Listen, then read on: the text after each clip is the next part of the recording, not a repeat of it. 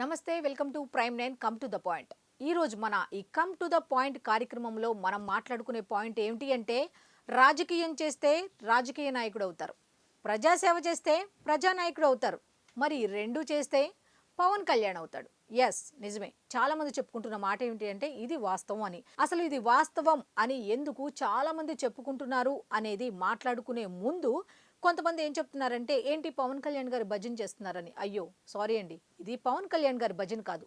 ఆయన చేసే మంచికి భజన, లేకపోతే ఆయన చేస్తున్న ప్రజా సేవకు భజన. మీరు దీనికి ఏ పేరు పెడతారో పెట్టుకోండి, కానీ వాస్తవం అయితే ఇదే. అయితే నెక్స్ట్ ఇంకో విషయం ఏంటి అంటే ఇప్పుడు చంద్రబాబు నాయుడు గారు మంచి చేశారనుకోండి, మంచి చెప్పుకుందాం. చాలా చోట్ల ఆయన మంచి చేస్తే మంచి చెప్పుకుంటున్నారు. ఇప్పుడు జగన్మోహన్ రెడ్డి గారు మంచి చేశారనుకోండి, మంచి చెప్పుకుందాం. ఇప్పుడు ఈ తుఫానుకు సంబంధించి ఆయన గనుక వినూత్నంగా జగన్మోహన్ రెడ్డి గారు గనక ఈ తుఫాను ప్రభావిత జిల్లాలకు సంబంధించి వినూత్నంగా ఏది చేసినా సరే మనం చెప్పుకుందాం. నెక్స్ట్ వీడియోలో కంపల్సరీ జగన్మోహన్ రెడ్డి గారి గురించి చెప్పుకుందాం. ఇక్కడ పవన్ కళ్యాణ, చంద్రబాబు నాయుడు, నారా లోకేష్, హోంమంత్రి అనితన, లేకపోతే జగన్మోహన్ రెడ్డి గారా, లేకపోతే ప్రధానమంత్రి నరేంద్ర మోదీ గారా అనే విషయాన్ని పక్కన పెడితే ఎవరు మంచి చేస్తే వారి గురించి మాత్రం తప్పకుండా ఒక వీడియోలో అయితే నేను తప్పకుండా చెప్పి తీరుతా. సో ఇప్పుడు ఏంటి అంటే నేను చెప్పేది పవన్ కళ్యాణ్ గారి గురించి కాదు, ఆయన ముందు జాగ్రత్త గురించి. ఒక తుఫాన్ వస్తే ఒక సునామీ తీసుకునే చర్యలు ఏ విధంగా ఉంటాయి అనే దాని గురించి నేను చెప్పబోతున్నా. ఇది కనుక మీకు వాస్తవం అని కనుక మీకు అనిపిస్తే తప్పకుండా ఒక లైక్ చేయండి, షేర్ చేయండి. ఎందుకంటే ఒక మంచి పని, కొన్ని రకాల మంచి పనులు ప్రజల్లోకి తీసుకువెళ్లాల్సిన అవసరం ఎంతైనా ఉంది కాబట్టి సో మీరు దీన్ని లైక్ చేయండి, షేర్ చేయండి. అయితే కమ్ టు ద పాయింట్ కార్యక్రమంలోకి వెళ్ళిపోదాం. ఆ పాయింట్ ఏంటి అనేది ఇందాక చెప్పాను కదా, ప్రజాసేవ చేస్తే ప్రజానాయకుడని, అలాగే రాజకీయం చేస్తే రాజకీయ నాయకుడని, రెండు చేస్తే పవన్ కళ్యాణ్ అని ఎందుకు అంటారు అనేది అన్నాను కదా, దాని గురించి మాట్లాడుకుందాం. అయితే ఆయన ఏం చెప్పారు అని తెలుసుకునే ముందు నారా చంద్రబాబు నాయుడు గారు సీఎం గారు ఒక సమీక్ష నిర్వహించారు, టెలికాన్ఫరెన్స్ అనేది నిర్వహించారు. ఏంటి, ఈ మొంతా తుఫాన్ ప్రభావిత జిల్లాలకు సంబంధించి ఎటువంటి చర్యలు తీసుకోవాలి, ఏ విధంగా ముందుకు వెళ్ళాలి అనే దాని మీద సంబంధిత అధికారులతో మంత్రులతో ఒక టెలికాన్ఫరెన్స్ అయితే నిర్వహించడం జరిగింది. దాంట్లో ఆయన ఏం చెప్పారు అంటే అంతరాయం లేకుండా హెచ్చరికలు ప్రజలకు వెళ్ళాలి, ఈ వెదర్ కు సంబంధించిన వెదర్ రిపోర్ట్ అనేది వెళ్ళాలి. అయితే ఈ సెల్ ఫోన్ టవర్స్ కు సంబంధించి జనరేటర్లు అక్కడ ఏర్పాటు చేయాలి, ఎటువంటి ఇబ్బందులు తలెత్తకుండా ఉండాలి కాబట్టి. అయితే డ్రోన్ల ద్వారా సహాయక చర్యలు అందించండి అంటూ నిన్న నిర్వహించిన టెలికాన్ఫరెన్స్ లో ఆయన చెప్పడం జరిగింది. అయితే దీంట్లో ఉప ముఖ్యమంత్రి పవన్ కళ్యాణ్ తో పాటు చాలా మంది మంత్రులు, సంబంధిత మంత్రులు కూడా కొంతమంది పాల్గొన్నట్టుగా తెలుస్తోంది. అయితే దీనికి సంబంధించి ఒక్కొక్కరు ఒక్కొక్క రీతిలో ముందుకు వెళ్తున్నారు. ఇప్పుడు సంబంధిత అధికారి అంటే వైద్య ఆరోగ్య శాఖ మంత్రి సత్యకుమార్ యాదవ్ ఏం చేస్తున్నారు అంటే మందులకు సంబంధించి వైద్య ఆరోగ్య శాఖకు సంబంధించి అంటే పేషెంట్స్ కొంతమంది ఉంటారు, వెదర్ కు సంబంధించి తట్టుకోలేక ఫీవర్స్ అయ్యి వచ్చి ఉంటాయి కదా, అటువంటి వాళ్ళకి మందులు అందుబాటులో ఉంచాలి అన్న ఉద్దేశంతో సంబంధిత అధికారులని సమన్వయం చేసుకుంటూ మందులను ఏర్పాటు చేయడం జరిగింది, ఆ పరిస్థితులను పర్యవేక్షించడం జరిగింది. నెక్స్ట్ హోంమంత్రి అనిత గారు ఏం చర్యలు తీసుకున్నారు అంటే ఎవరు అత్యవసరం అయితే తప్ప బయటకు రావద్దు, ఎంతో అవసరమైతే తప్ప అంటూ మీకు ఏమైనా అత్యవసర పరిస్థితులు కనుక వస్తే కొన్ని రకాల నెంబర్స్ అంటే కంట్రోల్ రూమ్ నంబర్స్ అయితే మేము ఇస్తున్నాము, వాటికి మీకు ఏది అవసరమైనా సరే ఫోన్లు చేయండి అంటూ స్టేట్ వైడ్ గా ఒక 3 నెంబర్లు అయితే ఇచ్చారు. అవేంటో ఒకసారి చూద్దాం. 112 1070 1800 425 0101 ఈ 3 నెంబర్స్ అయితే state wide control room numbers అన్నమాట. అయితే ఈ ప్రభావిత జిల్లాలకు, ఈ తుఫాన్ ప్రభావిత జిల్లాలకు కూడా సంబంధిత ఫోన్ నెంబర్లు కూడా ఇచ్చారు. అవి స్క్రోల్ అవుతూ ఉంటాయి, ఒకసారి చూడండి. ఎటువంటి ఎవరికి సహాయం అనిపించినా సరే ఈ నెంబర్లకి తప్పకుండా కాల్ చేయండి. అయితే ఇప్పుడు ఒక్కొక్క శాఖ అధికారి లేదా ఒక్కొక్క శాఖ మంత్రి ఒక్కొక్క విధంగా రెస్పాండ్ అవుతూ ముఖ్యమంత్రి ఆదేశాలను పాటిస్తూ అలాగే ఉప ముఖ్యమంత్రి పవన్ కళ్యాణ్ ఆదేశాలను పాటిస్తూ ముందుకు వెళ్తున్నారు. అయితే ఇప్పుడు మనం మన సునామీ గురించి చెప్పుకోవాల్సిన అవసరం ఎంతైనా ఉంది. ఒక సునామీ ఒక తుఫాను ఎదుర్కొంటుందా అంటే ఎదుర్కోలేకపోవచ్చు, కానీ దానివల్ల నష్టం అయితే కలగకుండా ముందస్తు ప్రణాళికతో ఏ విధంగా ముందుకు వెళుతుంది అనేది మాత్రం ఈ వీడియోలో తప్పకుండా తెలుసుకుందాం. అయితే మొన్న ఆగ్నేయ బంగాళాఖాతంలో ఏర్పడిన వాయుగుండం తీవ్ర వాయుగుండంగా నిన్న ఉదయానికి మారింది. అయితే నిన్న రాత్రికి అది తుఫానుగా మారింది. అయితే రేపు ఉదయానికి అది తీవ్ర తుఫానుగా మారే అవకాశం ఉన్నట్టుగా తెలుస్తోంది. అట్లాగే రేపు సాయంత్రానికి కాకినాడ తుని మధ్య తీరం దాటే అవకాశం ఉంది. అట్లాగే ఆ తర్వాత బలహీన పడుతోంది అన్న విషయం అయితే వాతావరణ శాఖ హెచ్చరికలు జారీ చేస్తుంది.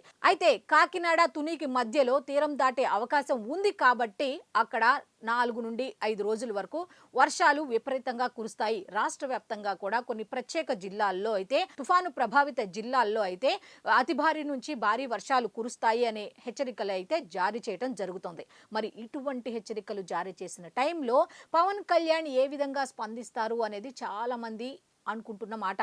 అయితే ఆయన గురించి చెప్పుకోవాల్సిన అవసరం ఎంతైనా ఉంది. ఫస్ట్ పాయింట్, అరే కాకినాడ ప్రజలు వాళ్ళు అక్కడ ఇబ్బంది పడుతుంటే నేనేం చేస్తా, ఇక్కడ ఉండి నేను వెళ్తా, నేను అక్కడ పర్యటిస్తా, అక్కడ పరిస్థితులను పర్యవేక్షిస్తా అంటూ ఆయన పర్యటనకు బయలుదేరుతుండగా కలెక్టర్ గారు ఆపారట. సార్, ఈ పరిస్థితిలో మీ పర్యటన అనేది కొంచెం ఇబ్బందికరంగా ఉంటుంది, మీకు ఇబ్బందికరంగానే ఉంటుంది, అక్కడ సహాయ సహకారాలు అందించే అధికారులకు కూడా కొంచెం ఆ క్రౌడ్ని కంట్రోల్ చేయటం అనేది కొద్దిగా ఇబ్బందిగా ఉంటుంది, ఈ సహాయ చర్యలకు అంతరాయం కలుగుతుంది సార్, ప్లీజ్ దయచేసి మీరు వద్దు సార్ పర్యటనకు అని చెప్పగానే కలెక్టర్ నాకు చెప్తాడా ఏంటి అనే ఆలోచన పక్కన పెట్టి అవును కలెక్టర్ చెప్పిన మాట వాస్తవం, ఈ టైంలో నా పర్యటన ఖచ్చితంగా కరెక్ట్ కాదు అన్న ఉద్దేశంతో ఆయన దాన్ని పాజిటివ్ గా తీసుకొని ఏం చేశారో తెలుసా, దాంతో ఒక్కదాంతోనే ఆపలా. ఆయన చేసింది ఏంటి అంటే ఆయనకి ఎంతో నమ్మకమైన కరెక్ట్ పర్సన్ అనిపించిన ఏరి కోరి తెప్పించిన అధికారి కృష్ణతేజ్ గారిని ఏం చేశారు అంటే కాకినాడకు ప్రత్యేక అధికారిగా పంపించారు.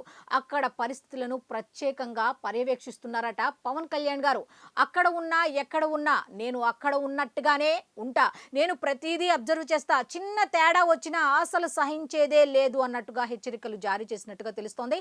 అయితే ఇంకో విషయం ఏమిటి అంటే ఈ ప్రభావిత జిల్లాలకు అంటే ఈ తుఫాన్ ప్రభావిత జిల్లాలకు అయితే 19 ఉన్నాయి. ఈ 19 జిల్లాలకు కూడా 18 మంది ఐఏఎస్ అధికారులను నియమించినట్టుగా తెలుస్తోంది.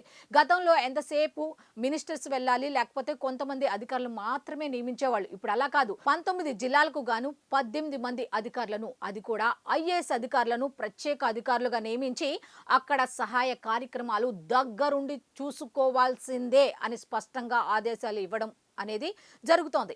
అయితే ఇది కేవలం పవన్ కళ్యాణ్ మాత్రమే చేస్తున్నాడా అంటే కాదు కాదు, పవన్ కళ్యాణ్తో పాటు 10 మందితో కలిపి చేయిస్తున్నారు. రాజకీయ నాయకుడు అంటే ఏమిటి అనేది ఆయన చెప్పాడు. ఈ రాజకీయ పదవి అనేది నాకు ఎందుకంటే హుందాతనానికో సుఖాలు అనుభవించడానికో కాదు, ఒక రాజకీయ పదవిలో ఉంటే ఏమిటి అంటే ఒక పనిని ఒక వ్యక్తులకి అంటే కింది స్థాయి అధికారులకు కానీ వాళ్ళ కింద ఉన్న వాళ్ళకి కానీ చెప్పడం చాలా ఈజీ, వాళ్ళతో చెప్పించడం ఈజీ, వాళ్ళతో పని చేయించడం ఈజీ అనే ఆయన ఆలోచన విధానం ఉంది చూసారా. ఇది ఇక్కడ స్పష్టంగా తెలుస్తుంది. నాకు రాజకీయం ముఖ్యం కాదు, ప్రజల జీవితం ముఖ్యం, ప్రజల భద్రత ముఖ్యం అని ఆయన స్పష్టంగా చెప్తున్నట్టుగా తెలుస్తోంది. ఇప్పుడు పర్యటన వద్దు అనగానే అంతటితో ఆగిపోకుండా ఒక అధికారిని, ఆయనకు నమ్మకమైన అధికారిని అక్కడ నియమించారు అంటే ఎంత అలర్ట్ గా ఉన్నారు, ప్రజల ఆరోగ్యం పట్ల ప్రజల భద్రత పట్ల ఎంత అలర్ట్ గా ఉన్నారు అనేది ఒక్కదాంతో తెలుస్తుంది. అంతేకాకుండా ఇంకా కొన్ని విషయాలు చెప్పారు. లోతట్టు ప్రాంతాల ప్రజలను అప్రమత్తం చేయండి, వాళ్ళకి సూచనలు వెళ్లేలా చేయండి, వాళ్ళకి పునరావాస కేంద్రాలు ఏర్పాటు చేయండి అని ఆయన చెప్పగానే అధికారులు వెంటనే కొన్ని వేల మందిని పునరావాస కేంద్రాలకు తరలించడం జరిగిందన్నట్టుగా వార్తలు కూడా వస్తున్నాయి. అయితే ఇంకా అంతటితో ఆగల, మందులు వాళ్ళకి అందుబాటులో ఉంచండి, ఆహారం వాళ్ళకి అందుబాటులో ఉంచండి, వాళ్ళకి తాగునీరు, ఆహారం, వైద్యం, మందులు ప్రతిదీ కూడా అందుబాటులో ఉంచండి, ప్రతి ఒక్క అధికారి కూడా సమన్వయంతో ముందుకు వెళ్ళండి అంటూ ఆయన సమన్వయం చేసే విధానాన్ని చూసి ఇది కదా నేటి రాజకీయ నాయకులు నేర్చుకోవాల్సింది అని చాలా మంది చెప్తున్న మాట. అయితే ఒక సామెత ఉంది, నిలబెట్టాలి అనుకుంటే తుఫాను కూడా ఏం చేయలేదు, తగలబెట్టాలి అనుకుంటే సముద్రం కూడా ఏం చేయలేదు అన్నట్టుగా ఆయన ఒకటే, ఎవరు ఎన్నైనా ఎన్ని రకాలుగైనా మాట్లాడండి, నేను నిలబెట్టి తీరుతా. ఏం నిలబెట్టి తీరుతా? ప్రజా ఆరోగ్యాన్ని నిలబెట్టి తీరుతా.